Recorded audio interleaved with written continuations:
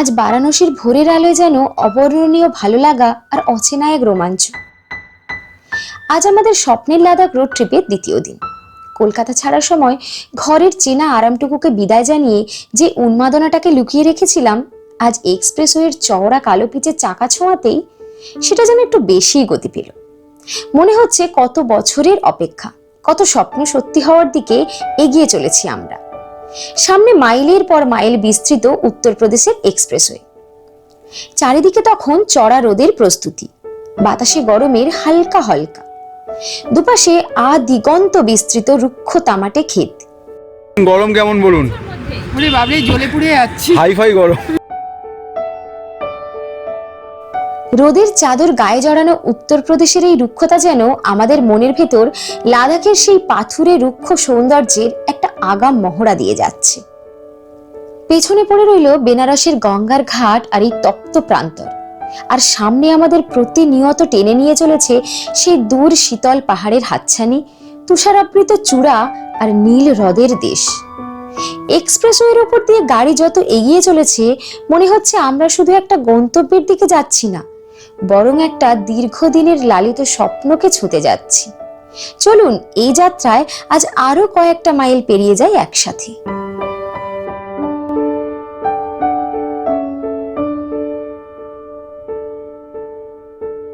So good morning guys, welcome back to our channel. তো সকাল সকাল এখন টাইম হচ্ছে 8:55। এই ছিল আমাদের কালকের দিনের স্টে, হোটেল গোল্ডেন ক্রাউন।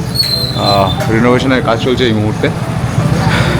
তো কালকেই আমাদের এটা ফার্স্ট স্টে ছিল আর কি আফটার রেনোভেশন। দুটো রুম আমাদের জন্য ওরা রেডি করে দিয়েছিল আর কি। যাই হোক, তো আপাতত আমরা বেনারস ছেড়ে বেরোবো। গাড়ির পার্কিং প্লেস হোটেলের সাথে নেই, গাড়ির পার্কিং প্লেসটা একটু দূরে, বেনিয়া পার্ক বলে একটা নিয়ারেস্ট লোকেশান আছে আর কি, সেখানে গাড়ির পার্কিং প্লেস।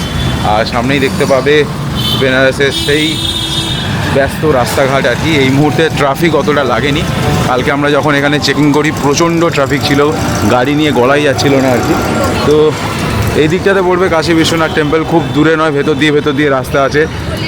খুব বেশি হলে 600-700 মিটার, 700 মিটারের মতন রাস্তা হবে, তার বেশি নয়। আর সকাল সকাল এই হচ্ছে আমাদের বেনারস। এই যে বেনারসে এসে কাশী বিশ্বনাথ টেম্পলের কাছাকাছি যদি গাড়ি নিয়ে থাকতে যাও, তাহলে এই যে এখানে মাল্টি স্টোরেজ পার্কিং আছে, বেনিয়া পার্কে পড়ে আর কি, ওখানেই আমি গাড়িটা রেখেছি। ওয়াকিং ডিস্টেন্স ছিল। তো এই হচ্ছে বেনিয়া পার্কের পার্কিং প্লেস, মাল্টি লেভেল। দেখতে পাচ্ছ বেশ সুন্দর, well decorated, well organised you can say. এই যে সুন্দরের সামনেই মাল্টি লেভেল পার্কিং আছে আর কি। ওই হোটেল থেকে হেঁটে খুব বেশি হলে 3 মিনিটের রাস্তা।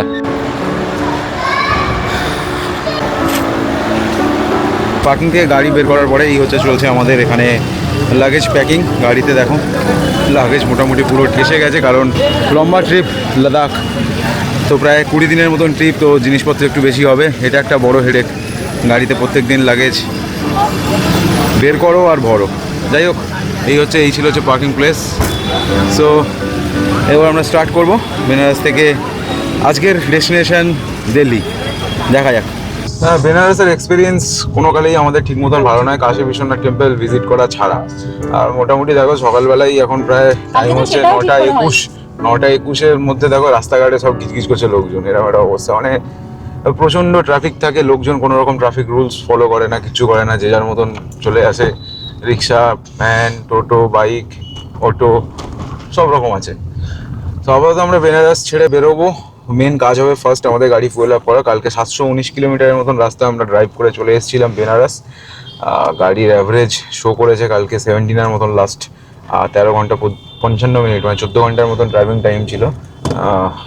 লাস্টের বেনারস সিটিতে ঢুকে আমাদের প্রচুর টাইম গেছিলো, 1 ঘন্টার মতন টাইম গেছে পুরো এই অবধি পৌঁছতে, হোটেল অবধি। তো দেখি আজকে কত তাড়াতাড়ি এখান থেকে বেরিয়ে যেতে পারি। ফার্স্ট কাজ হচ্ছে আমাদের পেট্রোল নিতে হবে গাড়িতে। গাড়ির যা রেঞ্জ দেখাচ্ছে 504 কিলোমিটার, কিন্তু আপ টু দিল্লি অবধি রাস্তা প্রায় মোরলেস 750-800 কিলোমিটারের কাছাকাছি। পরে কি পেট্রোলের কি অবস্থা হবে কি হবে না জানি না। কালকে তো সেরকম সমস্যা আমরা কিছু ফেস করিনি, তবে আজকে স্টার্ট করার সাথে সাথে পেট্রোলটা ফুয়েল আপ করে নেবো, ট্যাঙ্ক ফুল করে তারপরেই বেরোবো। আচ্ছা, সারনাথ এখান থেকে দেখাচ্ছে একটা 9 কিলোমিটারের মতন, এয়ারপোর্ট 22, রাজঘাট 5 কিলোমিটার ডান দিক, আর কাল ভৈরব টেম্পল 3 কিলোমিটার। আমরা কালকে গিয়েছিলাম এই দিক থেকেই রাইটের দিকে চলে গেছিলাম। বেনারস থেকে বেরোবার আগে আর কি একটা পেট্রোল পাম্প পেয়ে গেলাম আর কি ইন্ডিয়ান অয়েলের। তো এখান থেকে পেট্রোলটা ফুয়েল আপ করে নেবো। হ্যাঁ, পেট্রোল ফুল। হ্যাঁ, জিরো, ঠিক আছে। তো অ্যাকচুয়ালি পরে হাইওয়েতে কি পাবো না জানার দরকার নেই, মোটামুটি যাবে, ভালো যাবে, 1000-1500 টাকার মতন পেট্রোল যাবে। নেটসি দেখা যাক। এই হচ্ছে ইন্ডিয়ান অয়েলের পাম্প, আর এই রাস্তাটা ধরেই আমরা টুয়ার্ড হাইওয়ে কানেক্ট করবো আর কি রাইটের দিকে। তো অ্যাকচুয়ালি আমাদের দিল্লি বলো বা মিরাট বলো আর কি, তো পৌঁছতে গেলে আমাদের হাতে দুটো অপশান আছে আজকে। এক তো জয়নপুর সুলতানপুর হয়ে আমরা পূর্বাঞ্চল এক্সপ্রেসওয়ে কানেক্ট করতে পারি, দেন ওখান থেকে আগ্রা লখনৌ এক্সপ্রেসওয়ে, দেন ওখান থেকে যমুনা এক্সপ্রেসওয়ে ধরে দিল্লি ঢুকতে পারি। আদারওয়াইজ আমাদের কাছে সেকেন্ড অপশন হচ্ছে প্রয়াগরাজ যেতে হবে আমাদেরকে, দেন প্রয়াগরাজ থেকে লালগঞ্জ মানে রায়বেরেলির পাশ থেকে যে রাস্তাটা যাচ্ছে কানেক্ট করতে হবে গঙ্গা এক্সপ্রেসওয়েতে, যেটা রিসেন্টলি তৈরি হয়েছে। এখনো অব্দি জানি না কি কন্ডিশন, পুরোপুরি ওয়ার্কিং কন্ডিশনে আছে কিনা হাইওয়েটা, মানে অ্যামিনিটিস কিছু রেডি করেছে কিনা। তো প্রয়াগরাজের ডিস্টেন্স এই মুহূর্তে এখান থেকে 124 কিলোমিটারের মতন রাস্তা। আর দেখতেই পাচ্ছ যে প্রচুর ট্রাফিক বেড়ে গেছে এই মুহূর্তে। আর সব থেকে বড়ো কথা, বেনারসের লোকজন ট্রাফিক রুলস একদমই ফলো করে না, যে যার মতন চলে। আমাদের ওখানে তাও লোক গাড়ি আসলে দেখলে একটু ব্রেক ইউজ করে, এরা সেরকম নয়। এদের কনসেপ্ট হচ্ছে যে দাঁড়িয়ে থাকবে তাকে সারা জীবন দাঁড়িয়ে থাকতে হবে, তো যে যার মতন চলতে থাকো। তাতে গাড়ি ধাক্কা লাগছে, পড়ে যাচ্ছে লোক, এরকম ঘটনাও কালকে দেখলাম। বাইক থেকে একজন পড়ে গেল ধাক্কা লেগে, তো কোনো ব্যাপার না, উঠে পড়ে আবার হাসতে হাসতে চলতে শুরু করলো, এই চলে। আচ্ছা, পাশে পুরো ফুলের মার্কেট এখানে। ও দাদা, 6 কলা দিল? 6 কলা দিল?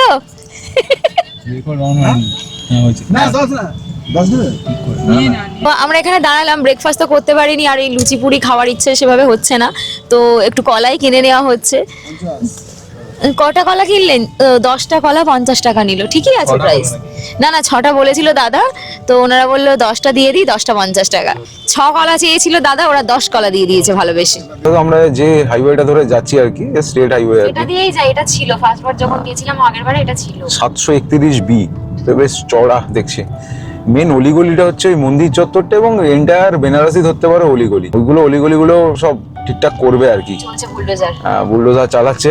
মেন হচ্ছে রোপওয়ের কাজটা কমপ্লিট হয়ে গেলে, রোপওয়ে যখন থেকে তৈরি হয়ে যাবে, ইনোগ্রেশন হয়ে যাবে, দেন তারপর থেকে সিটি ট্রাফিকটা একটু কমবে। কিন্তু বেনারসে ধরতে গেলে নিজের গাড়ি নিয়ে ঢোকা খুব রিস্ক, খুব চাপের। বেশ রাস্তাটা বেশ সুন্দর, স্ট্রিট লাইট সুন্দর লাগিয়ে রেখেছে। না, যেটা সুন্দর ভালো সেটা তো বলতেই হবে। প্রয়াগরাজ দেখাচ্ছে 110 কিলোমিটার, কানপুর 318, দিল্লি 786 কিলোমিটার। তো আজকে আমাদের অনেক লম্বা সফর। তো ঘড়িতে এখন সময় হচ্ছে 10টা 4 মতন বাজে। বাইরে প্রচণ্ড গরম ভাই, কি ভেবে আমরা এসছিলাম আর কি ঘটছে। এতটা গরম আমরা এক্সপেক্ট করে আসিনি। আমাদের সবারই মোটামুটি শরীরে, আমার বলো আর এর বলো, শরীরে মোটামুটি ভিটামিন ডির ডেফিসিয়েন্সি প্রচুর। এত সানলাইট খাচ্ছি লাস্ট কালকে থেকে, বাড়ি গিয়ে সবাইকে ভিটামিন ডি ধার দিতে পারবো। প্রচণ্ড গরম, এত গরম নেওয়া আমাদের অভ্যাস নেই সোজা কথা, সেই জন্যই এত সমস্যা হচ্ছে। গাড়িতে 21-এ এসি চলছে, তাও যেন মনে হচ্ছে আনকমফোর্টেবল। মেন কথা, এই উইন্ডশিল্ড থেকে পুরো গরম একটা বাতাস আসতে থাকছে। তো আমরা NH-19-এ উঠে পড়েছি, দেখা যাক। মেন কথা এখন জিজ্ঞাসা করতে হবে যে NH-এ যদি কোনো টোল পাই, ফার্স্ট একটাই ইনফরমেশন নিতে হবে যে গঙ্গা এক্সপ্রেসওয়ের ওপরে অ্যানুয়াল পাস কাজ করে কিনা। মেবি করবে না, কারণ ওটা state highway, state expressway. Annual pass একমাত্র NH-এর ওপরে কাজ করে, ন্যাশনাল হাইওয়েজের ওপরে কাজ করে। তো আদারওয়াইজ সেটা যদি না করে, তখন আমাকে আবার ফাস্ট্যাগ আলাদা করে ওয়ালেট রিচার্জ করতে হবে আর কি। এবং সেটা অনেকটাই, প্রায় মোরলেস 1500 টাকার মতন গঙ্গা এক্সপ্রেসওয়ের ওপরে টোল আছে শুধু, প্রায় 3 টাকা পার কিলোমিটার এরকম বেসিসে, 2.75 থেকে 3 টাকা। এতটা ফিটমেন্ট ফ্যাক্টর দিয়ে রেখেছে। আর আমাদের 7th পে কমিশনের ফিটমেন্ট ফ্যাক্টরের কোনো গল্পই নেই। এখানে ফিটমেন্ট ফ্যাক্টর 3 রাস্তার ওপরে, পার কিলোমিটারে 3 টাকা। তো এক্স্যাক্ট এখন চিন্তা হচ্ছে গাড়িটাকে দাঁড় করিয়ে সাইডের দিকে কোথাও একটু খাবার দাবারের ব্যবস্থা করতে হবে, কারণ হাইওয়ে কানেক্ট যখন করে গেছি আর সেরকমভাবে প্রপার কিছু খাবার দোকান বা কিছু পাবো না। কারণ NH-19 যখনই শেষ হবে মানে NH-19 ছেড়ে আমরা গঙ্গা এক্সপ্রেসওয়েতে যখনই কানেক্ট হবো আর কি, তো তখন তো তারপরে আদৌ কিছু পাবো না। তো আপাতত তো NH-19 ধরেই চলেছি আর কি। বাইরে প্রচণ্ড গরম, এতটা গরম এক্সপেক্টেড ছিল না আর কি। তবে হাইওয়ে দারুণ বানিয়ে রেখেছে। NH-19-এর কন্ডিশন যথেষ্ট ভালো। একমাত্র ওই ঝাড়খণ্ডের লাস্ট প্যাচটা, ওইটুকুনি প্যাচটাকে বাদ দিলে চৌপারন চৌপারান অব্দি ওই লাস্ট 15-20 কিলোমিটার বা 30 কিলোমিটারের মতন রাস্তা বাদ দিলে বাকি আদারওয়াইজ এভরিথিং খুব ভালো কন্ডিশনে আছে গোটা রোডটাই। তো ওই NH-19 ধরে 19কে ফলো করে চলতে শুরু করলে আর কি সেই আপ টু দিল্লি অব্দি পৌঁছে যাওয়া যাবে আর কি, তবে সেটা অনেকটা টাইম টেকিং ব্যাপার হয়ে যাবে। আজকের দিনের আমাদের ফার্স্ট টোল NH-19 ওপরে কি ওয়ান সাইড 100-240 টাকার মতন কাটে দেখালো। যাই হোক চলো যাওয়া যাক, বেশ টোল প্লাজাটা বেশ সুন্দর লাগছে আর কি। এখানে একটা ইনফরমেশন নেবো যে गंगा एक्सप्रेस है मालूम है तो प्रयागराज से जो चल रहा है अपना मीरठ तक। आप वाराणसी से प्रयागराज है। हाँ वो ठीक है, वो नहीं बोल रहा है, जो गंगा एक्सप्रेस वे है उसमें ये चलेगा आपका क्या बोल, हाँ वो चलेगा, टोल में चलेगा, अलग से रिचार्ज तो नहीं करना पड़ेगा वॉलेट को, पक्का? तो वो ताज एक्सप्रेस वे में भी चलता है क्या, आगरा लखनऊ एक्सप्रेस वे में? तो गंगा एक्सप्रेस वे तो वो भी तो एक्सप्रेस वे है। वो प्रयागराज से किसी से पता कर सकते हैं क्या, किसी से पूछ के बोल सकते हैं? के अंदर बाहर रहता तो पता कर, बाहर में किसी को पूछ सकता हूँ? वो पीछे फास्टैग वाले रहते हैं लड़के, वो बता सकते हैं। आगे में है कोई क्या? आगे इधर तो नहीं। अच्छा ठीक है, हम देखते हैं। Okay thank you. वही मैं सोच रहा था, नहीं तो रिचार्ज करना पड़ेगा। हाँ তো ফার্স্ট টোল প্লাজা ক্রস করার পরে মানে আজকের দিনের তো মোটামুটি যা ইনফরমেশন পেলাম আর কি, যে গঙ্গা এক্সপ্রেসওয়ে বলো বা তাজ এক্সপ্রেসওয়ে বা যমুনা এক্সপ্রেসওয়ে মেবি ওরাও শিওর নয় যে অ্যানুয়াল পাস কাজ করবে কি করবে না, হোয়াট এভার। আমি একটা রিচার্জ মেরে নিলাম হালকা করে, 500 টাকার মতো একটা রিচার্জ মেরেছি, দেখা যাক কি কাটে না কাটে। আপাতত আমাদের গাড়ির মধ্যে খাওয়া দাওয়া চলছে। অ্যাকচুয়াল আমরা খাওয়া দাওয়া সেই অর্থে ব্রেকফাস্ট করে বেরোতে পারলাম না আর কি। বেনারসের ইচ্ছে করছিল না ভাই যে কোথাও দাঁড়িয়ে ব্রেকফাস্ট করবো, ওই টাইমটুকু ওয়েস্ট করার মতো এনার্জি ছিল না, কালকে যা ভুগেছি। তো ওই জন্য এখানে ব্রেকফাস্ট বানিয়ে নিয়েছি, চানাচুর, মুড়ি, শশা, দারুণ ব্রেকফাস্ট, বাঙালির মুড়ি চানাচুর। হ্যাঁ এগুলো সব সাথে আনাই হয়েছিল, কারণ একটা লম্বা ট্রিপ, লাদাখের মতন জায়গা, কোথায় কি পাবো কি পাবো না সেগুলো নিয়ে ডাউটফুল। তবুও এই লং ট্রিপের রাস্তায় যেতে যেতে খাওয়া দাওয়ার জন্য একটা চাপ থেকে থাকে আর কি। তো সেই সব দিক থেকে দেখে আর কি সব কিছু গাড়িতে রাখা আছে, আরও কিছু খাবার জিনিস আছে আমাদের গাড়িতে, অনেক কিছু আছে, সেটাই সেগুলো দেখছি ক্রমশ প্রকাশ্য আছে আর কি। আপনাদের অনেক হেল্প হতে পারে এসব থেকে। যেতে যেতে হয়তো আমরা রেডি করব খাবার। কিন্তু মেন কথা হচ্ছে এতটাই বাইরে গরম, 42-এর মতন টেম্পারেচার, এই সকাল 10:56 বাজে, তো এই হিটটা নেওয়া যাচ্ছে না, এটাই হচ্ছে আসল ব্যাপার। গাড়ি থেকে বেরোলেই প্রচণ্ড কষ্ট হচ্ছে, ঘাম হচ্ছে, প্লাস একটা সাফোকেটিং একটা সিচুয়েশন তৈরি হচ্ছে আর কি। যাই হোক চলো, NH-19 ধরে এখন স্টিল নাও আমাদেরকে আরও হয়তো 30 কি 40 কিলোমিটারের মতন যেতে হবে। ভিস্কি বলে একটা জায়গা আসবে আর কি, সেইখান থেকে এই যে গঙ্গা এক্সপ্রেসওয়ের সাথে কানেক্ট করবো আমরা গিয়ে। ওটাই হচ্ছে গঙ্গা এক্সপ্রেসওয়ে আর কি। চলে এলাম ওই যে ভিস্কি বলে যে জায়গাটা আর কি। তো এইখান থেকে মেবি রাস্তা দুটো, হ্যাঁ এই যে কানপুর দেখাচ্ছে ডান দিক, বাঁ দিক, আর প্রয়াগরাজ দেখাচ্ছে ডান দিক। ওপর থেকে যে রাস্তাটা বেরিয়ে চলে গেল আর কি হাইওয়েটা, ওটাই হচ্ছে প্রয়াগরাজ ঢুকছে রাস্তাটা, আর আমরা NH-19কে কন্টিনিউ করবো আর কি। তো এই যে জয়েন্টগুলো না, যেখান থেকে ডিভাইড হয়েছে রাস্তাগুলো, খুব কমপ্লিকেটেড, একটু বেঁকে বেরিয়ে গেলে ওপরে ফ্লাইওভারটা দিয়ে যদি ধরে নিতাম মুশকিল হয়ে যেত। এটা আমরা প্রয়াগরাজকে বাইপাস করবো, বাইপাস করে বেরোবো আর কি, কারণ প্রয়াগরাজ গিয়ে যেতে গেলে প্রায় ঘন্টা 2-1-এর মতন বেশি টাইম লেগে যাবে, কিলোমিটার ওয়াইজও রাস্তা অনেকটা বেশি। চলো আজকের দিনের আমাদের সেকেন্ড টোল এটা, হান্দিয়া টোল প্লাজা NH-19 ওপরে। তো আপাতত এগুলো থেকে তো কাটছে আর কি, ঠিকঠাকই কাটছে অ্যানুয়াল পাস থেকে, কিন্তু সমস্যা হচ্ছে দেখা যাক। তো হাইওয়ের কন্ডিশন এতটাই সুন্দর আর কি, একটা পা সিটের ওপরে তুলে দিয়েছি, ঠিক এইভাবে বসে গাড়ি চালাচ্ছি আর কি। হাইওয়ে দুধারে দারুণ দারুণ মানে ওয়েল ডেকোরেটেড হাইওয়ে ধরতে গেলে, মাঝখানে সুন্দর ডিভাইডার আছে, তারপরে দু সাইডে গাছপালা ভর্তি, কিন্তু সে গাছপালা কোনো কাজের নয় এই মুহূর্তে। বাইরে গরম 43 ডিগ্রির মতন শো করছে, প্রচণ্ড গরম, দু সাইডে গাছপালাগুলোকে দেখেও যেন কষ্ট হচ্ছে। এটা যে সবুজ কী করে আছে সেটাই ভাবছি, সব জ্বলে যাওয়ার কথা এত গরমে। যাই হোক, একদম পাটা হাইওয়ে, দূর দূরে হয়তো একটা দুটো করে গাড়ি চলছে। সকাল থেকে প্রায় 105 কিলোমিটারের মতন জার্নি হয়ে গেল আমাদের, 2 ঘন্টা 14 মিনিটের মতন ড্রাইভিং টাইম। আচ্ছা এখানে 3খানা লেন এইরকম দেখায়, দেখো 79 কিলোমিটার ইওর স্পিড দেখালো। হ্যাঁ ঠিকঠাক, একটু কম ডিটেক্ট করে, আমার গাড়ির স্পিড 85 আছে, ওরা 79, মানে ওই 6 কিলোমিটারের মতন। সত্যি এই হচ্ছে উত্তরপ্রদেশের লোকজন। যাই হোক, এখানে 3টে লেন এরকম ভাগ করা আছে এবং 3টে লেনে 3 রকম স্পিডে চালাতে পারবে, একটা 60, একটা 80 একটা 100 এরকম একটা ব্যাপার আছে। তো দিল্লি এখান থেকে 691 কিলোমিটার স্টিল নাও দেখাচ্ছে। তো মোটামুটি এখন আমরা NH-19 এর ওপরেই আছি, আর কিছুক্ষণ বাদে গিয়েই আমরা সিংরা মাও বলে একটা জায়গা পড়বে, এখান থেকে আমরা গিয়ে গঙ্গা এক্সপ্রেসওয়ের সাথে কানেক্ট করবো আর কি। আচ্ছা, জৌনপুর বাঁদিক, রেওয়াও বাঁদিক, লখনৌ, কানপুর সোজা প্রয়াগরাজ আর straight। জৌনপুর বাদে সোজা এখন টুয়ার্ডস কানপুরের দিকে আমরা যাচ্ছি ধরতে 30 গেলে। কিলোমিটার গিয়ে আচ্ছা, প্রয়াগরাজের রাস্তাটা আবার এখান থেকে আবার কাট হয়ে গেল। হ্যাঁ, প্রয়াগরাজ এখান থেকে বাঁদিকে বেঁকে গেল। আমরা তো প্রয়াগরাজকে বাইপাস করবো, সো সেই কারণে ভাই এটা হচ্ছে উল্টো প্রদেশ। এই দেখো, মিরাট 618 কিলোমিটার, উন্নাও 181 কিলোমিটার। এখান থেকে স্ট্রেট এখন 618 কিলোমিটারের একটা লম্বা প্যাচ থাকবে গোটা এক্সপ্রেস হয়ে ধরে। আমার সব থেকে বড় চিন্তা যেটা হচ্ছে, সেটা পেট্রোল পাম্পের কি খবর আছে আমি জানি না এখনো অবধি। গাড়িটা রেঞ্জ দেখাচ্ছে 725 কিলোমিটার, হয়তো পুরো কমপ্লিট করে বেরিয়ে যাবো, হয়তো না বেরিয়ে যাবো, তেল লাগার কথা নয়, তবুও দরকার তো লাগবে ভাই।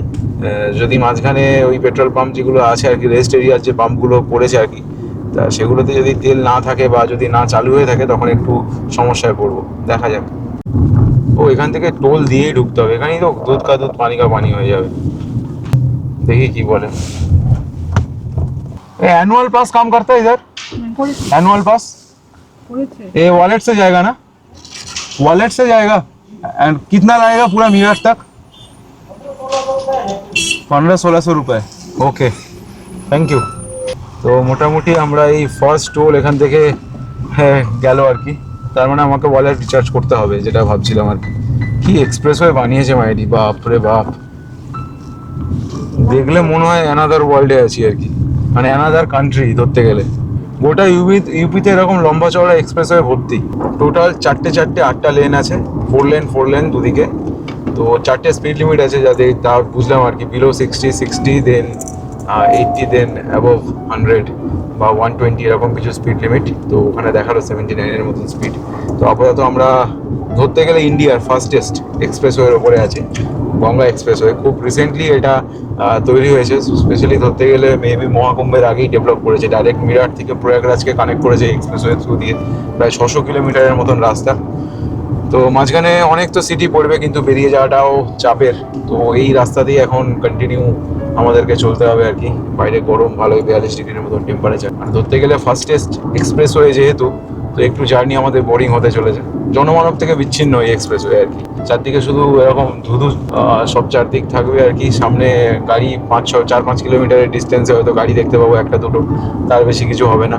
আচ্ছা, এই যে এখানে একটা স্পিড লিমিটও দেওয়া আছে দেখো, গাড়ির জন্য 120 আর ট্রাকসের জন্য 100। এই এক্সপ্রেসওয়ের ওপরে স্পিড লিমিট হচ্ছে 120 ম্যাক্সিমাম, যেটা তাজে মনে হয় 100 এরকম কিছু আছে। তাজের থেকেও এটা ফাস্টেস্ট এক্সপ্রেসওয়ে। আর সব থেকে বড় কথা, এর হচ্ছে মাঝখানে একটা 3.5-4 কিলোমিটারের মতন একটা প্যাচ আছে, যেখানে এয়ার স্ট্রিপ লঞ্চার আর কি, সেখানে আপৎকালীন যুদ্ধ বিমানও লঞ্চ করতে পারে, মানে রানওয়ে আছে। রিসেন্টলি কিছু ফাইটার জেটও এই রানওয়ের ওপর দিয়েই উড়েছে আর কি। তো প্রথমটা মনে হয় কোনো টোল নেয়নি, ওটা একটা এন্ট্রি ছিল। এখানে ফার্স্ট টোল মেবি দারুণ করেছে, টোল প্লাজাটা দেখতে দারুণ করেছে, দারুণ। তো দেখা যাক কত করে কাটে এখন। 590 किलोमीटर। कितना टोल लगेगा पूरा मिराट तक कितना लेगा? क्या पैसा? हाँ, यहाँ पैसा। पे एंट्री हो रहा है, वहाँ पर एंड में कटेगा क्या हाँ, एकदम? end में कटेगा। जब मिराट निकलेंगे हाँ, कितना लगेगा फिर भी? 1500 से ज्यादा क्या एक ही बार में लेता है? 1500 ज्यादा ना लगेगा, 2.5 रुपये किलोमीटर लग रहा है। 2.5 रुपया किलोमीटर। ओके, ঠিক আছে, থ্যাংক लोग ইউ। बना रहे हैं। হ্যাঁ, থ্যাংক ইউ। বোঝা খুব মুশকিল কখন কোন গাড়ি চলে আসে। হয়তো দেখবে দূরে 10 কিলোমিটার দূরে হয়তো ডিপার করলো স্ট্রেট রাস্তা, হঠাৎ করে দেখবে পেছনে চলে এসছে, এরকম একটা ব্যাপার। কারণ সবাই এখানে more than 100 kilometre per hour গাড়ি চালায়। এখান থেকে স্টিল দেখালো মিরাট 581 কিলোমিটার রাস্তা। দেখো, গাড়ির সামনে কোনো গাড়ি নেই, পেছনে লুকিং গ্লাস ফলো করলেও কোনো রকম গাড়ি দেখতে পাওয়া যাবে না এখনো অব্দি পেছনে।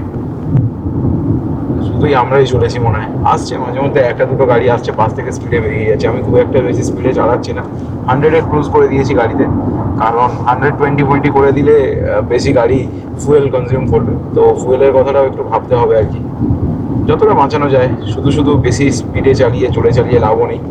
গঙ্গা এক্সপ্রেসওয়ে মেজর যে সিটিগুলোকে কানেক্ট করছে আর কি, শুরু তো হয়েছে প্রায় সেই প্রয়াগরাজ থেকে আর আপ টু মিরাট অব্দি যাবে। তো প্রয়াগরাজের পরে হচ্ছে প্রতাপগড়, দেন রায়বেরেলি, দেন উন্নাও, তারপরে হরদই, শাহজাহানপুর, দেন বাদাউন, সম্বল, আমোরা, বুলন্দশহর, হাপুর, দেন হচ্ছে মিরাট। এতগুলো মেজর সিটিকে কানেক্ট করেছে।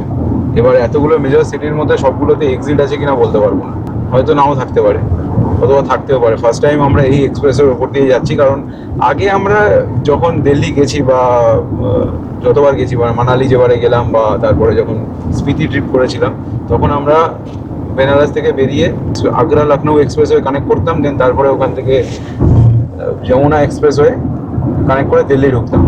তো আমরা যখন কালকে মিরাট থেকে শ্রীনগরের জন্য বেরোবো, সরি শ্রীনগর না, জম্মুর জন্য বেরোবো, তাহলে দিল্লিতে ঢোকার সেরকম কোনো প্রয়োজন নেই, দিল্লিকে বাইপাস করেই হাইওয়েটা গেছে আর কি। তো মিরাট থেকে ইজিলি হাইওয়েটাকে অ্যাক্সেস করা যায়। তো আমরা মিরাটেই থাকছি সেই কারণে। তো মিরাট থেকে আপ টু প্রয়াগরাজ অবধি দারুণ এক্সপ্রেসওয়ে এটা। মানে অ্যাকচুয়াল যদি কেউ দিল্লি থেকে আপ টু বক্সার অবধি আসতে চায়, মানে ধরতে গেলে বিহার ঢুকে যাবে, তাহলে গোটাটাই এক্সপ্রেসওয়ে কানেক্টেড। দিল্লি থেকে যদি তাজ এক্সপ্রেসওয়ে, যমুনা এক্সপ্রেসওয়ে, দেন তাজ এক্সপ্রেসওয়ে, দেন পূর্বাঞ্চল এক্সপ্রেসওয়ে, একদম পুরো বিহার ঢুকে যাচ্ছে। আর মিরাটের এদিক থেকে আসতে গেলে দেন এই প্রয়াগরাজ অবধি তো এটাই গঙ্গা এক্সপ্রেসওয়ে পেয়ে যাচ্ছে, দেন তারপর NH-19 ধরে বেরিয়ে যেতে পারবে। তো উত্তরপ্রদেশ গোটাটাই প্রায় এক্সপ্রেসওয়ে কভার্ড হয়ে গেছে এই মুহূর্তে। ট্যুর হয়তো লাগছে বটে, কিন্তু খুব কম সময়ে বেশ ভালো রাস্তা, ভালো পরিমাণ রাস্তা কভার করা যাচ্ছে। ধরতে গেলে এক্সপ্রেসওয়েতে গাড়ি চালানো একটা বোরিং কাজ, তারপরে যদি এত সুন্দর একটা এক্সপ্রেসওয়ে হয়, মোটামুটি এত টুকটাক বসে বসে কাজকর্ম করছে, আর পেছনে দাদা দিদি টেকিং রেস্ট, কিছু করার নেই, জেগে থেকেও লাভ নেই, শুধু জেগে থাকা হবে আর কি। তার থেকে রেস্ট নিয়ে নিচ্ছে বেটার। আর বুঝতেই পারছো এতটাই গরম, উইন্ডশিল্ডে এরকম লাগিয়ে দিয়েছি গাড়ির কাছে, সামনেও একটা লাগাতে বাধ্য হয়েছি আর কি, এতটাই রোদ আসছে। হ্যাঁ, ওই যে দূরে যেন একটা দেখা যাচ্ছে, কিছু একটা যেন আছে আশেপাশে, সেই যে দূরে 1 কিলোমিটার হেড রেস্ট এরিয়া। বলতে গেলে আমরা অনেকটাই চলে এসেছি। এই যে রেস্টুরেন্ট সার্ভিস এরিয়া 500 মিটার, ওইটাই। হ্যাঁ, ওটাই হবে মেবি। ওখানে একটা পেট্রোল পাম্পও আছে, দেখা যাক। তো মোটামুটি সকাল থেকে প্রায় ধরতে গেলে 263 কিলোমিটার রাস্তা অলরেডি কভার করা হয়ে গেল আমাদের। 4 ঘন্টার মতন ড্রাইভিং টাইম হয়ে, বাবা 4 ঘন্টার। এটা হচ্ছে এই ড্রাইভারকে অ্যালার্ট করার জন্য, ঘুমোতে গিয়ে যদি বাইরে বেরিয়ে যায় লেনের, তখন এই আওয়াজটা হবে চাকা থেকে হাঁ করে, যাতে জাগতে পারে। ওই জায়গার পিচটা ওরকম করা আছে। হ্যাঁ, এই যে লাইনটা ওরকমই করা আছে। ওখানে স্পিডে গেলেই তো এখানে একটা রেস্ট এরিয়া দেখতে পেলাম আর কি। গাড়ি তো ভালোই লাইন দিয়ে দাঁড়িয়ে আছে। হ্যাঁ, বলছি পেট্রোল পাম্পও আছে, গাড়ি লাইন দিয়েও দাঁড়িয়ে আছে। আই থিঙ্ক পেট্রোল তো পাবো। মেবি আছে। চলো দেখা যাক, লেটস গো। মস্তি আমরা খাবার দোকান দেখতে পেয়েছি। চালু কিনা বলতে পারবো না, শুধু কাঁচগুলো লাগানো আছে। চালু আছে। তো গঙ্গা এক্সপ্রেসওয়েতে ওঠার পর থেকে আপাতত প্রায় 150 কিলোমিটারের বেশি আমরা চলে এসেছি। তো 1:24 মতন টাইম হচ্ছে। তো মেবি এই জায়গাটার নাম হচ্ছে লালগঞ্জ হবে হয়তো। তো এখানে একটা রেস্ট এরিয়া আছে আর কি, আর পেট্রোল পাম্পও আছে, ভারত পেট্রোলিয়ামের পাম্প। তো এখান থেকে আমরা গাড়ির ট্যাঙ্কটা আবার ফুল করে নেবো। সকালে আমরা ফুল করে বেরিয়েছিলাম, আর বাকিটা এখান থেকে দেখি কতটা যায়। লিটার 10 তো যাবে আশা করা যায়। তো এই হচ্ছে গাড়ির কন্ডিশন, দেখতে পাচ্ছ। এটা নিয়ে খুব ডাউটে ছিলাম যে পেট্রোল পাবো কি পাবো না, বাট না, এখানে সুন্দর রেস্ট এরিয়াটাও খুলে গেছে। জানি না রেস্ট এরিয়াতে খাবার কি আছে না আছে দেখছি গিয়ে, বাট পেট্রোল পাম্পে পেট্রোল দিচ্ছে, পেট্রোল আছে, এবং যতটা চাইছে ততটাই দিচ্ছে। So no issue up to Meerut অব্দি। বলুন গরম কেমন বলুন? ওরে বাবরে জ্বলে পুড়ে যাচ্ছি। হাই গরম। তো আপাতত এই রেস্ট এরিয়াটাতে আমরা এলাম আর কি। ওই যে ভারত পেট্রোলিয়ামের পাম্পটা ছিল, আর এই হচ্ছে রেস্ট এরিয়া। এই যে গাড়ি সব লেগেছে, দেখে এখন লোকজন সব এখানে খেতেও ঢুকছে। চলো দেখা যাক কি খাবার দাবার পাওয়া যায়। প্রচণ্ড গরম, মানে এত হিট নেওয়া যাচ্ছে না। 44-এর মতন 45-এর মতন টেম্পারেচার এই মুহূর্তে বাইরের। বাপরে বাপ। দিদিকে বলো, দিদি এত গরম কেন? ওখানে অনেকগুলো আইটেম আছে। হ্যাঁ, সেখানে এটা 150 দিলে ঠিক ছিল, আমি 150 বললাম। সেটাই না, ও সেই হ্যাঁ পুরি দিয়ে 250 ছিল ওটা। ওটা 250 ওটা 250 ওটা নিয়ে কি হবে? দুপুরে তো পুরি খাবো না। যাই হোক আমরা চলে এসেছি ভাই আপাতত। একটা মিনিট বলার, আমি ওখানে যখন পেট্রোল পাম্পে দাঁড়াচ্ছিলাম তখন আমার মনে হয়েছিল এখান থেকে পালিয়ে গিয়ে কখন দৌড়ে গিয়ে এসি রেস্টুরেন্টটাতে ঢুকবো। মানে চারিদিকে দেখছিলাম অনেক বিল্ডিং হয়ে আছে, বাট ওগুলো জানি না কী কারণে, হয়তো পরে রেস্টুরেন্ট হবে। এখন যেখানে এসছি উপরটা দেখাও, টিনের ছাদ, মানে টিনের ছাদে ফ্যান চলছে, ইউপির গরম, তার উপরে টিনের ছাদ, জাস্ট ইম্যাজিন, কিছু বলার নেই। বাইরে এখন 44 টেম্পারেচার, 1:44 বাজে ঘড়িতে, টেম্পারেচারও 44 ডিগ্রি। খেতে হবে তাই খাবো। লু বইছে, এত গরম আমাদের নেওয়া অভ্যাস নেই। কি আমাদেরকে নিয়ে আসতে হবে? ওই তো চলে এসছে ডাল, মিক্স ভেজ, সাথে পেঁয়াজ, আলু ভাজা, ভাত, ব্যাস ঠিক আছে। এটা 180 টাকা নিয়েছে, পেয়েছি এটাই অনেক। সেলফ সার্ভিস, যত তাড়াতাড়ি আসলে নিয়ে এখান থেকে খেয়ে পালানো যায়। ঠিক আছে চলে এসো, এখন খাবারটা আমরা খেয়ে নিই। নিজের খাবারে ফিরে এসছে, দেখো নিতে পারছি না আর, ভাতে জল ঢেলে তাতে পেঁয়াজ লঙ্কা দিয়ে পেঁয়াজ খাচ্ছে। লঙ্কা আলু ভাজা, হ্যাঁ, ভালো খাবার। এটাই ভালো। না, খাবারের কোয়ালিটিগুলো ভালো ছিল। টাটকা। ভাতও ভালো, তরকারিটাও ভালো, আলু ভাজাটাও ভালো দিয়েছে, ডালটা ঠিক আছে। তো এখান থেকে মিরাট 486 কিলোমিটার স্টিল নাও। আমরা আমাদের লাঞ্চটা কমপ্লিট করে আমরা জাস্ট স্টার্ট করলাম। এই লালগঞ্জ ছিল মেবি জায়গাটার নাম। তো এখান থেকে এখনও 468 মানে 470 কিলোমিটারের মতন মিরাট যেতে হবে আমাদের। সকাল থেকে 270 কিলোমিটার গাড়ি চালানো হয়েছে। বাইরে প্রচণ্ড গরম, ম্যাপ শো গাড়িতে শো করছে 45 ডিগ্রি টেম্পারেচার, ফিলস লাইক 50 আর তার আবার। সব থেকে বড় ভুল হয়ে গেছে আমার, গাড়িতে নাইট্রোজেন ভরিয়ে আসা উচিত ছিল চাকাতে, তাহলে অন্তত চাকার এয়ার প্রেশারগুলো ঠিক থাকতো। চাকার এয়ার প্রেশার প্রত্যেকটা প্রায় 42-43 ওপরে চলে গেছে আর কি, যা গরম। ফেরার সময় ডেফিনেটলি নাইট্রোজেন সার্চ করবো কোথাও না কোথাও, কোনো একটা পাম্প থেকে নাইট্রোজেন অ্যাটলিস্ট হামলার কাছে যদি পেয়ে যাই, তাহলে সেই সব জায়গা থেকে ঘুরিয়ে আসার চেষ্টা করবো। নয়তো ইউপি বিহারের যা গরম, খুব চাপের। এই দেখো এখানে লেনে দেখাচ্ছে, দেখো 95, 94, 95 স্পিডটা শো করলো এখানে। যাই হোক, এখানে খুব বাজে ধরনের গাড়ি চলে আর কি, খুব অ্যাটেন্টিভলি গাড়ি ড্রাইভ করতে হবে এখানে। যখন তখন পাশ থেকে 130-140-এ মোটামুটি স্পিডে গাড়ি বেরিয়ে যাবে, বোঝা খুব মুশকিল। তো যাই হোক, আমরা যে খাবারটা খেলাম মোটামুটি ঠিকই ছিল। যে কোয়ালিটির খাবার ভেবেছিলাম যে হবে না, সাধারণত এইসব জায়গায় খুব একটা ভালো খাবার এক্সপেক্টেড নয়, সেই তুলনায় খাবার দেখলাম খাবার কোয়ালিটি খুবই সুন্দর। আলু ভাজাটা ভেজে দিলে 180 টাকা করে নিল। টোটাল কত টাকা বিল হলো আমাদের? 920 টাকা, তাই তো। তার সাথে আমরা কিছু লস্যিও নিয়েছি আর কি, গাড়িতে বসে খাবো আর কি। বাইরে প্রচণ্ড গরম, পারা যাচ্ছে না। এখন শুধু একটা জিনিসই মনে হচ্ছে, কখন শ্রীনগরটা পৌঁছবো। যদিও বা সেটা পৌঁছতে এখনও আমাদের 2 দিন সময় লাগবে শ্রীনগর পৌঁছতে। প্রচণ্ড টাফ টাইম, মানে লাদাখ আমাদেরকে কি পরীক্ষা নেবে, আমাদের হায়ার অ্যালটিটিউড কী পরীক্ষা নেবে, ঠান্ডা কী পরীক্ষা নেবে, তার আগেই তো মোটামুটি ক্লাস টেস্ট যা হচ্ছে এতেই পাস করা মুশকিল হয়ে যাচ্ছে। তো ফাইনাল এক্সাম কী হবে কে জানে। এখন এখানে পুড়িয়ে দিচ্ছে, ওখানে গিয়ে জমিয়ে দেবে। তো এই মুহূর্তে মোটামুটি 100-এ গাড়ি ক্রুজে দিয়ে দিয়েছে। চলুক এখন স্ট্রেট হয়ে, এখন প্রায় 500 কিলোমিটারের মতন। বাবুয়া লাগছে, বাবুয়া, বিহার কা বাবুয়া লাগ রা হ্যায়। লস্যি খাচ্ছি ভাই এখন। আহা, দারুণ লস্যিটা, দারুণ। ইউপির খাবার দাবারগুলো আমাদের কালকে থেকে এক্সপেকটেশনের বাইরে চলে হ্যাঁ যাচ্ছে। ভালো হয়েছে। যেমনটা ভাবছি আর কি, কালকে বিরিয়ানির কথা ভাবলাম, বাজে হবে, দেখলাম ঠিক আছে চলবে। আজকে ভাবলাম লস্যি কী দিতে কি ঘ্যাঁট ঘন্ট করে দেবে, তার নেই ঠিক। খাবার ভাতটাও ভালো ছিল, সবজিও ভালো ছিল, তার সাথে লস্যিটাও তো এখন দেখছি বেশ সুন্দর। বাহ, এর থেকে আর ভালো কী হতে পারে। এবং ড্রাইভ, সাথে লস্যি, বাইরে 50 ডিগ্রি টেম্পারেচার, গাড়ির ভেতরে 21 ডিগ্রি। বাহ, এর থেকে ভালো কম্বিনেশন আর নেই। তো মোটামুটি আমরা যেখান থেকে বেরিয়েছিলাম আর কি, লালগঞ্জ ছিল মেবি জায়গাটার নাম। তো ওখান থেকে ফার্দার কত 50 কিলোমিটার হবে আমরা এসেছি।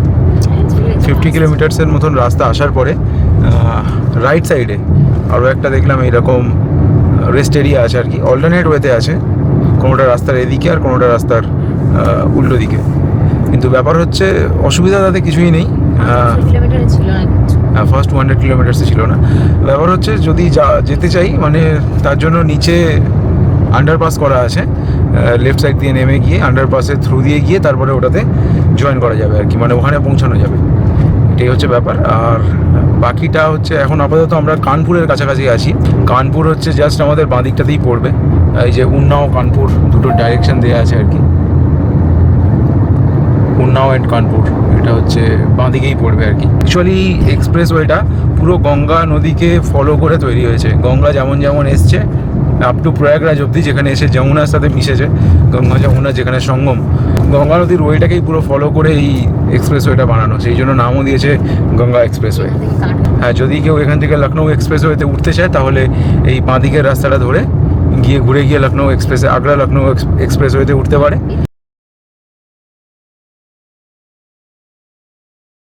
মোটামুটি লাঞ্চের পর থেকে প্রায় নয় করে 100 কিলোমিটারের কাছাকাছি আমরা চলে এলাম আর কি, ড্রাইভ করা হয়ে গেল। তো এই নিচেই একটা রেস্ট এরিয়া আবার দেখতে পেলাম, ওই রেস্ট এরিয়াটা ছাড়া প্রায় 50-60 কিলোমিটার পরে আর কি। মানে অ্যাপ্রক্স 50 কিলোমিটার গ্যাপে আছে। হ্যাঁ এক্স্যাক্ট। তো এখনো সব এই যে পাশ থেকে যে হাইওয়েটা বেরিয়ে গেল ওটা হচ্ছে, বুঝতেই পারলাম না কখন বেরিয়ে চলে গেল, ওই যে পিছনে ওটাই তাজ এক্সপ্রেসওয়ে, আমরা যেটা কাট করে বেরিয়ে গেলাম একটু আগে। আগ্রা লখনৌ এক্সপ্রেসওয়ে যেটা, এই যে লখনৌ বা আগ্রার এক্সিট এখানে একটা দিয়েছে, যদি আগ্রা যেতে হয় আগ্রা লখনৌ এক্সপ্রেসওয়ে ধরতে হয় তাহলে এটা দিয়ে এক্সিট হয়ে বেরিয়ে চলে যেতে হবে আর কি। তো অ্যাকচুয়াল এই ধরনের এক্সপ্রেসওয়েতে গাড়ি চালানোর জন্য কনসেন্ট্রেশনটা বিশাল দরকার লাগে, কারণ কনজেস্টেড রাস্তায় যেখানে বেশি ট্রাফিক আছে সেখানে কনসেন্ট্রেশন থাকবেই, কিন্তু এত ফাঁকা রাস্তার দিকে তাকিয়ে থাকা এটাও একটা বড় ব্যাপার। আচ্ছা, এখান থেকে এই যে দেখিয়েছে হারদই 74 কিলোমিটার, মিরাট 384 কিলোমিটার। কিছু ট্রাক দেখতে পেলাম অনেকক্ষণ বাদে, এদেরকে তো দেখাই যাচ্ছিল না। হ্যাঁ, প্রায় 60-70 কিলোমিটার পরে কিছু ট্রাকস দেখতে পেলাম যে এরা যাচ্ছে। আমি শিওর নই গঙ্গা এক্সপ্রেসওয়ের ওপরে বাইক অ্যালাউ আছে কিনা, কিন্তু এখনো অবধি একটা বাইক আমরা দেখিনি। আগ্রা লখনৌ এক্সপ্রেসওয়ে বলো বা তারপরে যমুনা এক্সপ্রেসওয়ে বলো, এগুলোতে সবগুলোতে বাইক চলে, বাইক যেতে পারে, কিন্তু এটাতে কই দেখছি না, মনে হয় অ্যালাউ করে না। আর তাছাড়া এই এক্সপ্রেসওয়েটা নতুন, এখানে খুব একটা বেশি গাড়িও চলেও না। তো মোটামুটি স্টিল নাও এখনো অবধি কত বাকি আছে, প্রায় 280-90 কিলোমিটারের মতন রাস্তা বাকি আছে। তো এটা হচ্ছে জালালাবাদ জায়গাটার নাম, ফালতুবাদ। জালালাবাদ এরিয়ার মধ্যে পড়ছে আর কি। তো এখানে হচ্ছে আরেকটা এরকম রেস্টিং প্লেস দেখলাম আর কি।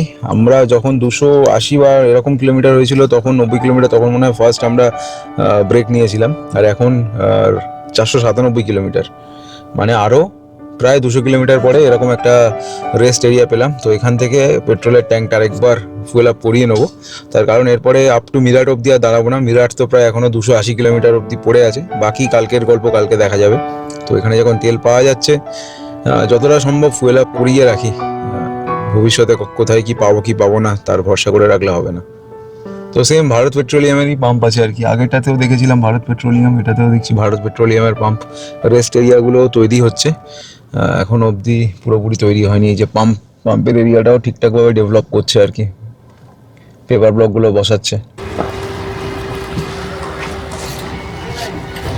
তো জায়গাটা হচ্ছে অলমোস্ট জালালাবাদের কাছাকাছি, ডিস্ট্রিক্টের নাম হচ্ছে শাহজাহানপুর।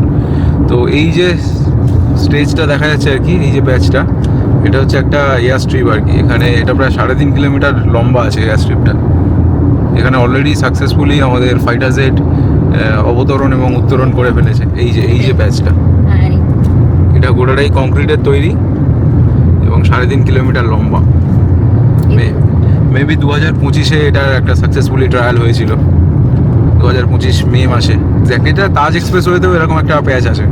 সূর্য আমাদের বেসিক্যালি পথ যেন ছাড়ছে না আর কি, মানে অ্যাকচুয়ালি আমরা ওয়েস্টের দিকেই যাচ্ছি তো ধরতে গেলে, নর্থ ওয়েস্ট। তো দেখো অবস্থা, দেখো সামনের উইন্ডস্ক্রিনের ওপরে মোটামুটি 2খানা সানগার্ড, এর অবস্থা দেখো, গামছা গায়ে দিয়ে বসে আছে।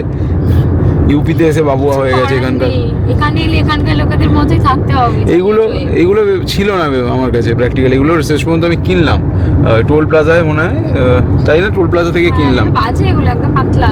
যাই হোক, তবুও কিছুটা আটকাচ্ছে। আর আমার হাল দেখো, এইটা লাগানো, মানে শুধু আমি এইটুকুনি জায়গা দিয়ে দেখছি আর কি, সামনের রাস্তাটুকুনি, মানে এই পোর্শন থেকে এই পোর্শনের মধ্যে দিয়ে গোটা রাস্তাটা দেখছি, যেখান থেকে সেখান থেকে। এই ওপর থেকে এবার মুখে এসে রোদ লাগছে, এটা একটা ইরিটেটিং ব্যাপার। মানে গাড়ি চালাতে একে তো লেথার্জি চলে আসছে ধীরে ধীরে, তারপরে চোখে যদি সারাক্ষণ সেই শুরু থেকে লাস্ট অবধি কন্টিনিউ যদি এরকমভাবে সূর্যের আলো পড়তে থাকে, আরও বেশি ড্রাউজিনেস চলে আসে। এখন টাইম হচ্ছে অলমোস্ট 6:27, মানে অলরেডি সানসেট হতে চলেছে। যদি একটু দেখাই তাহলে বুঝতে পারবে। সানসেট হতে চলেছে, এখনও পুরোপুরি সানসেট হয়নি। আর এখান থেকে চন্দৌসি 63 kilometre, Sambhal 80 kilometre, Meerut 189 kilometre still now. আর এই হচ্ছে হাইওয়ের হাল, যা দেখতে পাচ্ছ। গাড়িটাকে এখানে দাঁড় করিয়েছি একটু রেস্ট নেওয়ার জন্য, কারণ এক স্ট্রেচে প্রায় অনেকটাই চালিয়ে এলাম আর কি, তো একটু এক্সস্টেড লাগছে। যাই হোক, এখনও মিরাট 180 কিলোমিটার্সের মতন বাকি। আর বাইরের গরম একটু হলেও কমেছে, প্রায় 39-এর মতন টেম্পারেচার শো করছে। দুপুরবেলা তো 45-এর মতন টেম্পারেচার হয়ে গিয়েছিল, প্রচণ্ড গরম। অ্যাকচুয়ালি হাইওয়েতে বিশাল কিছু করার নেই বা বিশাল অ্যাটেন্টিভলি মানে সেরকম ব্যাপারটা নেই, কিন্তু কনসাসলি গাড়ি চালাতে হয়। দুপুরবেলা একটু ঘুমও পাচ্ছিল খাওয়া দাওয়া করার পরে, এই টাইমটা খুব ডিফিকাল্ট টাইম। লাঞ্চ কমপ্লিট করার পরে আর যদি সূর্যের আলো ডাইরেক্ট চোখে লাগতে থাকে, খুব খতরনাক অবস্থা হয়। যাই হোক, সেই টাইমটা কেটে গেছে। আই থিঙ্ক 189 কিলোমিটার, খুব বেশি হলে হয়তো আর ঘন্টা 3.5-4-এর গল্প আছে। ঘন্টা 3.5 লাগবে আর কি। আশা করা যায় 8টা, 8:30, 9টার মধ্যে হয়তো পৌঁছে যাব। চলো আবার ফার্দার গাড়ি স্টার্ট করা যাক। এখানে একটু দাঁড়িয়েছিলাম রেস্ট নেওয়ার জন্য। চলো লেটস গো। মোটামুটি আমাদের লাদাখ ট্রিপের আর কি, লাদাখের উদ্দেশ্যে বেরিয়ে ধীরে ধীরে আমরা পাহাড়ের দিকে এগোচ্ছি। তো এন্থু জোরদার আছে, মনের মধ্যে একটা টান উত্তেজনা কাজ করছে।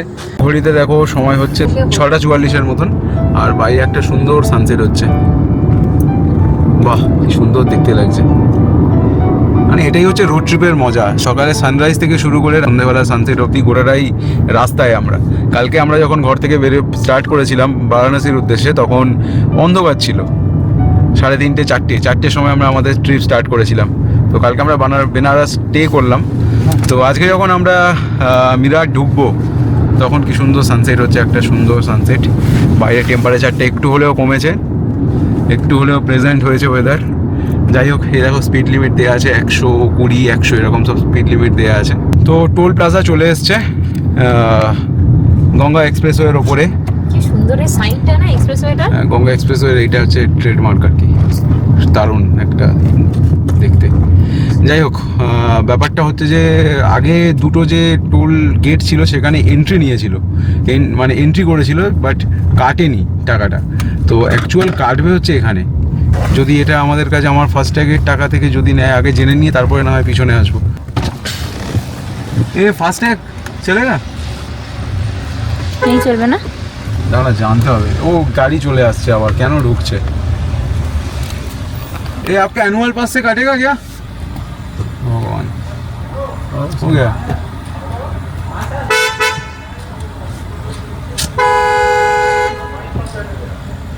और কিছুই भैया এই অ্যানুয়াল পাসে কাটটা কি? সেই সকালবেলা ঢুকেছি আর রাতের হতে চললো, এখনো অবধি সেই এক্সপ্রেসওয়েতে এখনো অবধি 150 কিলোমিটার যেতে হবে। তো এই আপাতত খাওয়া দাওয়া করছি আর কি। আবার সেই মুড়ি চানাচুর, লেথার্জি কাটাতে ঘুম কাটানোর। হ্যাঁ, ওই সকালেও সেই মুড়ি চানাচুর ছিল, এখনো মুড়ি চানাচুর না, মাঝখানে ভাত একটু হয়েছে, পেটে গেছে আর কি। যাই হোক, অলরেডি সন্ধ্যে নেমে গেছে, এখন অবধি 150 কিলোমিটার রাস্তা আমাদের বাকি যেতে। তো আচ্ছা, এখান থেকে হচ্ছে একটা এক্সপ্রেসওয়ের এক্সিট আছে যা দেখলাম। তো বেশ সুন্দর আলো দিয়ে সাজিয়ে রেখেছে জায়গাটা। মানে কিছু কিছু প্যাচ আছে, মানে যেখানে যেখানে এক্সপ্রেসওয়ে থেকে এক্সিট পয়েন্ট আছে সেই সব জায়গাগুলোতে, কারণ বেরিয়ে যাওয়ার জন্য টোল কাটবে। তো সেই জায়গাতে এইরকম লাইট দিয়ে সাজানো জায়গাটা, মানে স্ট্রিট লাইট লাগানো আছে। তো মোটামুটি লাস্ট টোল প্লাজায় আমার যা টোল কাটলো আর কি, 1365 টাকার মতন মাইনাস করে দিয়েছে। এটা আপনার তোমাদের এর থেকে কাটবে না, ওই অ্যানুয়াল পাস থেকে মাইনাস হয় না, এটা ডিডাক্ট হয় ডাইরেক্ট ফাস্ট্যাগের ওয়ালেট ব্যালেন্স থেকে, যেটা রিচার্জ করতে হয় আর কি আমাদের। মানে আগে করতে হতো অ্যানুয়াল পাস না থাকলে, যেমনটা চলে আর কি। তো আমার ব্যালেন্স ছিল 485 টাকার মতন, ওখান থেকে ডাইরেক্ট 880 টাকার মতন মাইনাস করে বাকিটা কেটে নিয়েছে। 7:59-এর মতন টাইম হচ্ছে, আর আমাদের মিরাট পৌঁছতে এখনও প্রায় 100 কিলোমিটার, 95 কিলোমিটার্স না, 84 কিলোমিটার্সের মতন বাকি। তো একটা রেস্ট এরিয়া দেখে দাঁড়ালাম, ডাইরেকশন দেওয়া ছিল, কিন্তু এখনও অবধি রেস্ট এরিয়াটা রেডি হয়নি। এই যে দেখতেই পাচ্ছ পেট্রোল পাম্প, আর এখানে এইচপির একটা পাম্প তৈরি হচ্ছে আর কি। আর এখানে এই যে ফুডস অন হুইল একটা দোকান আছে, এখান থেকে দিদিরা চা খাচ্ছেন। এই হচ্ছে ব্যাপার। মোটামুটি একটু হালকা করে একটু রেস্ট নিয়ে আবার আমরা বেরোবো। তার মানে ধরতে গেলে যদি মিরাটের দিক থেকে আসো তাহলে 84 কিলোমিটার্সের মধ্যে একটা রেস্ট এরিয়া পাবে, হয়তো বা সামনে হয়তো থাকতে পারে, কিন্তু এটা এখন অবধি রেডি হয়নি, পাম্পটাও রেডি হয়নি বা অ্যামিনিটিসগুলো এখনও অবধি হয়নি, বাট এগুলো রেডি হয়ে যাবে নেক্সট হয়তো 1 বছরের মধ্যে ফুল কমপ্লিট হয়ে যাবে এটা। তো আমরা মোটামুটি গঙ্গা এক্সপ্রেসওয়ে থেকে বেরিয়ে যেতে চলেছি, আর 4 কিলোমিটার বাকি আছে। আর গঙ্গা এক্সপ্রেসওয়েতে তো অলরেডি 1,500 টাকার টোল কেটে নিয়েছে। কি করে দেখি, ব্ল্যাক লিস্টেড দেখাচ্ছে। তার মানে এটা ওই টাকা দিয়েই কাটবে। इसमें नहीं होगा, एनुअल पास से नहीं होगा, तो क्या करना पड़ेगा? ज़्यादा लगता है क्या उसमें? सेम लगता है। कितना काटेगा इधर? मिराट 432। তো মোটামুটি আমাদের গঙ্গা এক্সপ্রেসওয়ের গল্প শেষ আপাতত। আচ্ছা, মিরাট স্ট্রেট, এখান থেকে হাপুর আর বুলানসার এই দুটো রাস্তা কাট হয়ে গেল আবার, আর আমাদের এখনো স্ট্রেট যেতে হবে আর কি। কত কিলোমিটার আছে এখান থেকে স্ট্রেট? আচ্ছা, গঙ্গা এক্সপ্রেসওয়ে কমপ্লিট। বাপরে, প্রায় 600 কিলোমিটারের মতন একটা লম্বা স্ট্রেচ। এটা প্রপার এক্সপ্রেসওয়ে যাকে বলে, টাকাটাও একদম প্রপার এক্সপ্রেসওয়ের মতন নিল, একদম পুরো বাটারি সফট রাস্তা আর কি, একদম সুন্দর রাস্তার এলিভেশন, এত সুন্দর, অসাধারণ।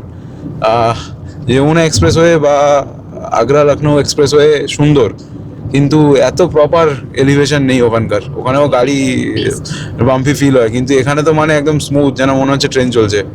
তো গঙ্গা এক্সপ্রেসওয়ে ক্রস করার পরে আপাতত এটাও একটা এনএইচ আর কি ধরতে গেলে।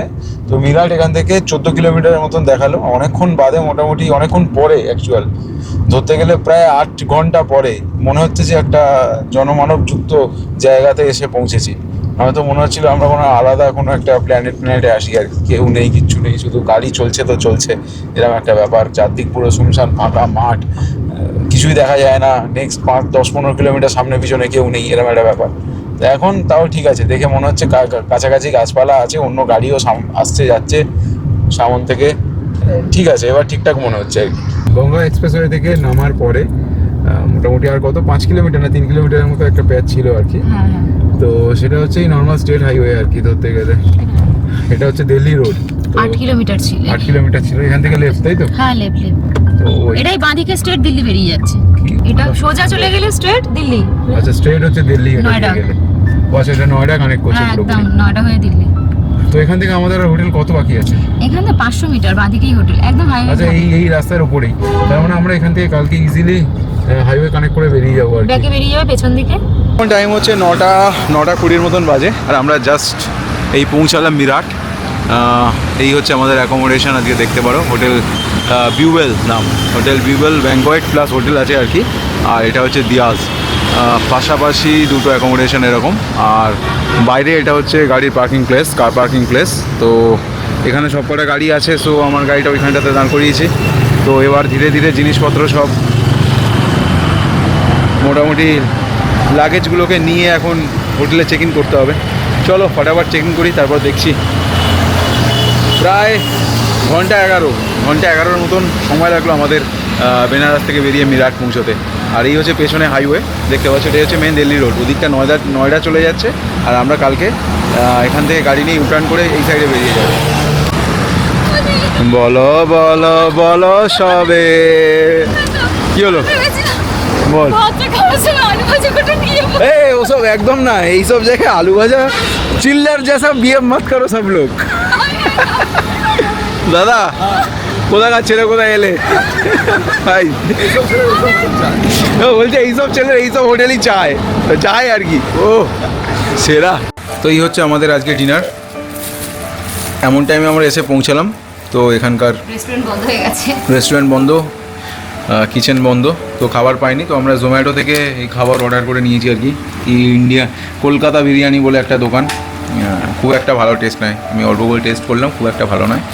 আর যদি দেখো তাহলে আমাদের এই হচ্ছে আজকের রুম বা অ্যাকোমোডেশন। হ্যাঁ, রুম ভালো, কিন্তু খুব একটা পরিষ্কার পরিচ্ছন্ন নয় আর কি, দেখতেই এরকম। যাই হোক, একটা রাতের ব্যাপার। আপাতত ডিনার কমপ্লিট করে ডেটা ট্রান্সফারের কাজগুলো করতে হবে। আর নেক্সট ডে কালকে তো আমরা আবার বেরোচ্ছি ফর, কোথায় যাচ্ছি আমরা কালকে? জম্মু। জম্মু। তো চলো আজকে ভিডিও এখানে শেষ করছি। Till then take care, bye bye. আবার কাল সকালে দেখা হবে নতুন ভিডিওতে, নতুন এপিসোডে। Bye bye. Good night.